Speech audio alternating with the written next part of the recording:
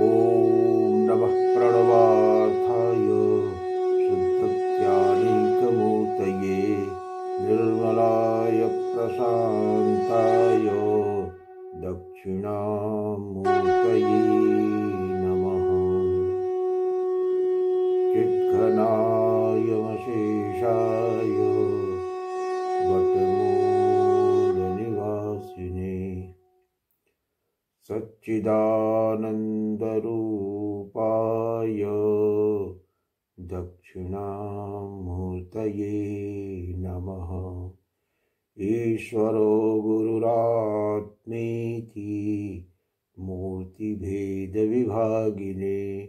व्योमवद्व्याप्तदेहाय दक्षिणामूर्तये नमः।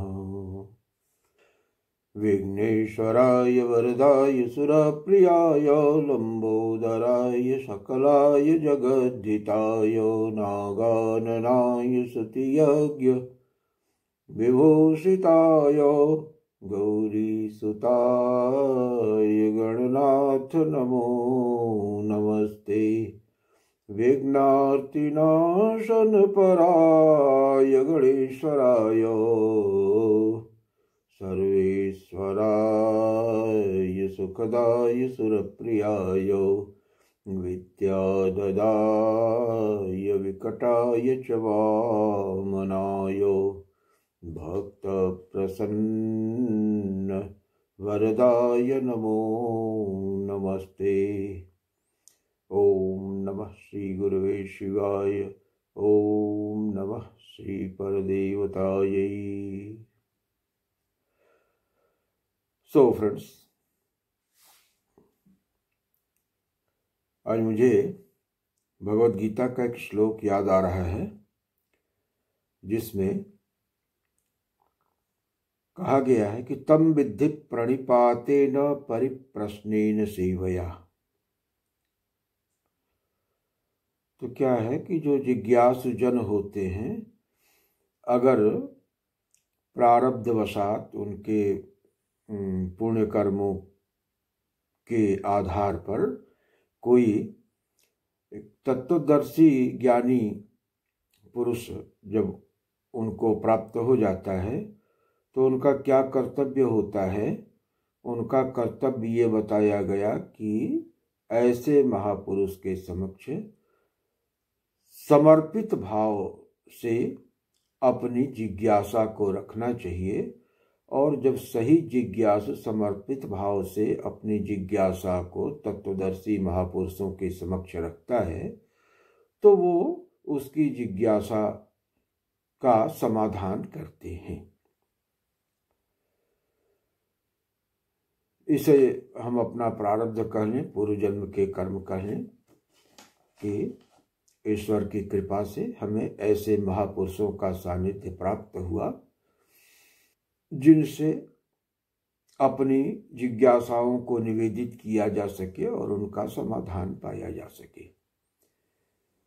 वास्तविकता क्या है कि गुरु, गोविंद और ग्रंथ, ये तीन तत्व हैं।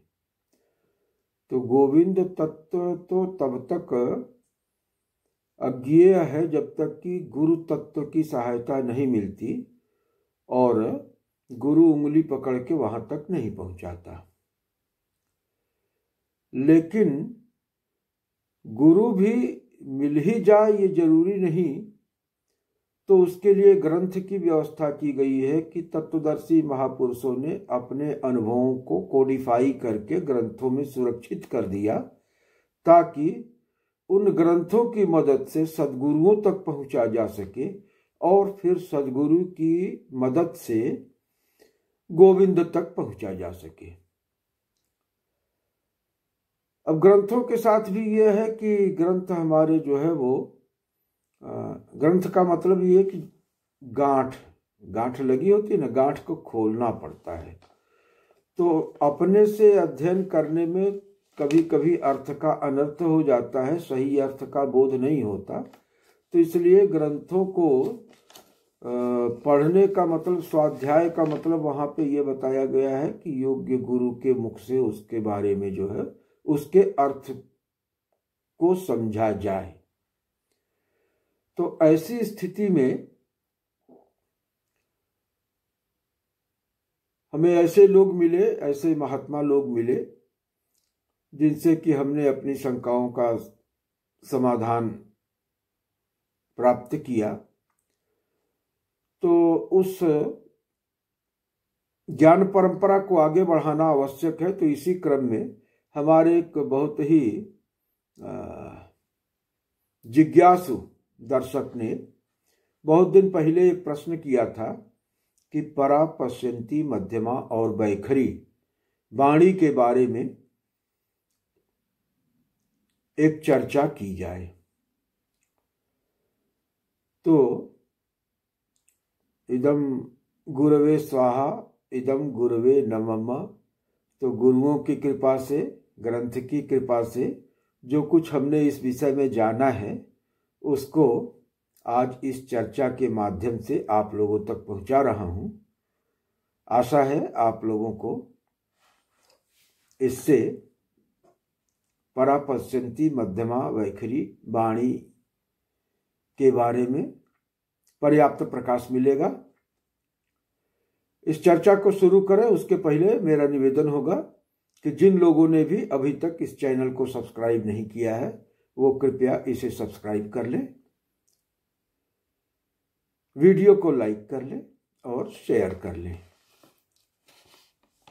हम चर्चा को आगे बढ़ाते हैं।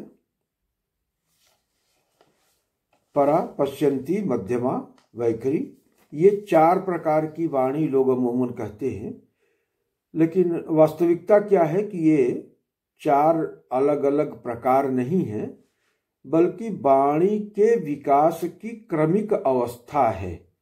4 ग्रेजुअल स्टेजेस ऑफ डेवलपमेंट। वाक शक्ति जो है उसके व्यक्त होने की प्रक्रिया में ये 4 अवस्थाएं हैं। There is a definite order, meticulous order of progression. Rather, it's a graduated series of progression having a meticulous and definite order. अगर इस तरह से कहा जाए तो वो ठीक है। वाणी व्यक्त होने के पहले अव्यक्त अवस्था में आत्मा के साथ एकाकार रहती है और ये जो पिंड में कुंडलिनी शक्ति होती है ना, ये कुंडलिनी शक्ति का ही विकास है। एक तरफ वाक शक्ति और दूसरी तरफ जो है आकार, रूप या मूर्ति। तो मूल रूप में ये जो पिंड है, इस पिंड के मूल में जीवात्मा है जो कुंडलिनी शक्ति के रूप में इस पिंड के अंतर्गत निवास करती है। और जैसे सुषुम्ना से 2 नाड़ियां फूटती हैं ना, ईड़ा और पिंगला, तो उसी तरह से सुषुम्ना को अगर कुंडलिनी यहाँ पे मान लिया जाए तो ईड़ा और पिंगला जो चलती है तो वही अध्यात्मक है। एक चंद्र नाड़ी, एक सूर्य नाड़ी। तो ये जो पश्यंती, मध्यमा, वैखरी, ये 3 तरह की वाणी है। उनके मूल में परावाणी है और परावाणी और पराशक्ति दोनों एकीकृत है। अपने प्रिस्टीन फॉर्म में दोनों एकीकृत हैं और मानव शरीर में पिंड के अंतर्गत यह कुंडलिनी के रूप में मूलाधार में स्थित है। तो ये कुंडलिनी शक्ति ही जो है वो परावाक है, परा शक्ति है। यही से जो है इसी बिंदु से त्रिकोण प्रादुर्भूत होता है। अब यह बिंदु से त्रिकोण कैसे प्रादुर्भूत होता है? तो बिंदु के अंदर जो कुछ भी अंतर्भूत होगा वही उससे बाहर निकलेगा, उसी का बहिर्विक्षेप होगा, बहिर्विलास होगा।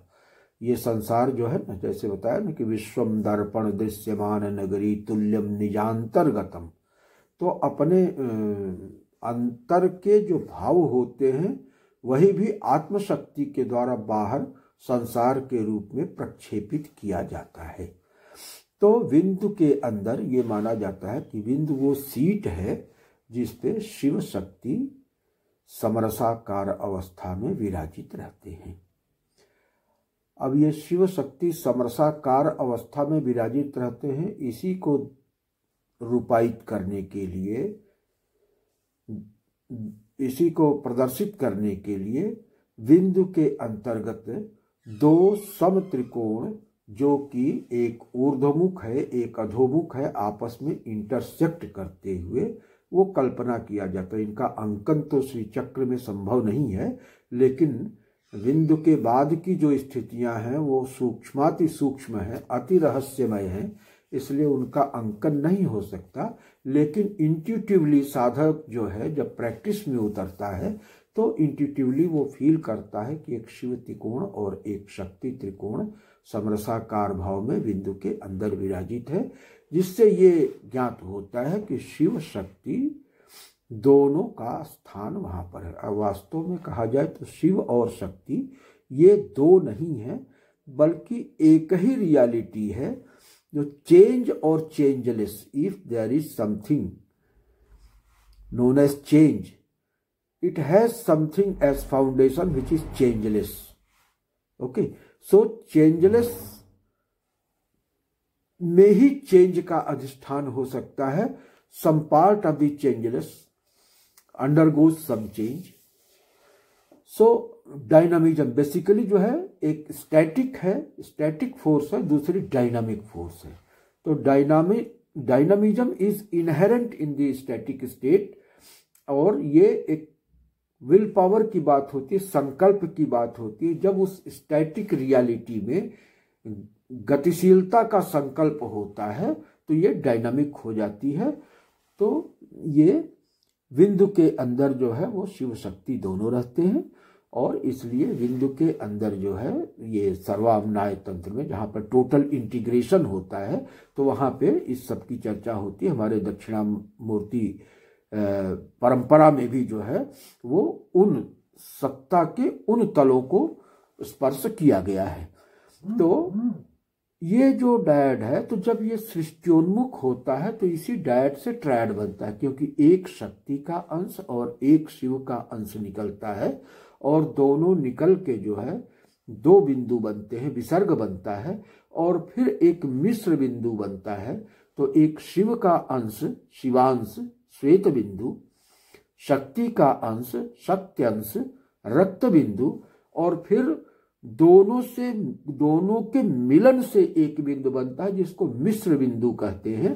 तो ये श्वेत बिंदु, रक्त बिंदु और मिश्र बिंदु को मिला के एक ट्रायड बनता है जो बिंदु के अंतर्गत ही अंतर्भूत है। तो इसीलिए वहां पे दो इंटरसेक्टिंग ट्रायंगल्स को कवर होता है एक ट्रायंगल के अंतर्गत। ये बिंदु के अंतर्गत की संरचना है, ये साधना की सर्वोच्च अवस्था है। तो प्रारंभिक जानकारी बस मैं दे रहा हूं। तो ये जो बिंदु के अंतर्गत त्रिकोण है, यही त्रिकोण स्फुरित होता है और बिंदु के बाहर आता है। जब ये बिंदु के बाहर आता है तो इस त्रिकोण के अंतर्गत बिंदु स्थित है, जैसा कि हम श्री चक्र में अंकित करते हैं। तो ये जो त्रिकोण बना बिंदु के बाहर, यही जो है पश्यंती, मध्यमा और वैखरी बाक है। अब ये जो पश्यंती, मध्यमा, वैखरी बाक है, त्रिकोण जो है नादात्मक है, शक्ति का स्वरूप है। और इस नाद में जब वायु की क्रिया होती है तो ये नाद टूटता है और वर्ण के रूप में आता है। फिर इस वर्ण के अंतर्गत जब चेतना का संयोग होता है तो ये मंत्र बन जाता है, और फिर मंत्र रूप वर्णों के समुच्चय से पद का गठन होता है। तो इस तरह से वर्ण, मंत्र और पद की अथवा चलती है, और इसके युगपत उसमें उसी में मिंगल रहता है। इसी की बाहरी सतह जो है तो वर्ण के सापेक्ष कला, मंत्र के सापेक्ष तत्व, और ये पद के सापेक्ष तत्व, ये क्रमिक विकास की अवस्थाएं हैं, एक दूसरे से एकदम डिसजॉइंट नहीं है, डिसजंक्ट नहीं है। ये सब एक दूसरे की ग्रेजुअल प्रोग्रेशन है कि पहले वर्ण आया, जब उस त्रिकोण नादात्मक है, शक्ति स्वरूप है, उसमें वायु की क्रिया हुई तो नाद टूट के जो है वर्ण के रूप में आया।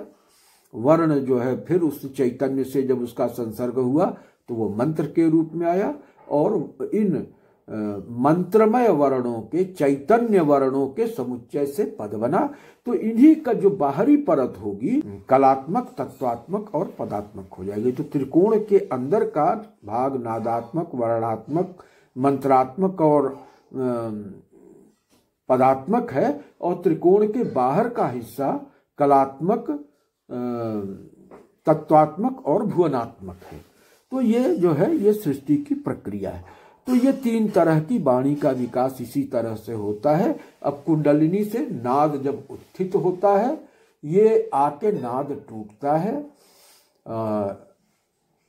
जब टूटता है वायु की चोट पाके, तब वर्ण की उत्पत्ति होती है। अब क्या है कि परापश्यंती मध्यमा वैखरी को थोड़ा सा जान लिया जाए कि इस अवस्था में वाणी का स्वरूप क्या होता है। तो परावस्था में तो वाणी पूर्ण रूप से अव्यक्त है।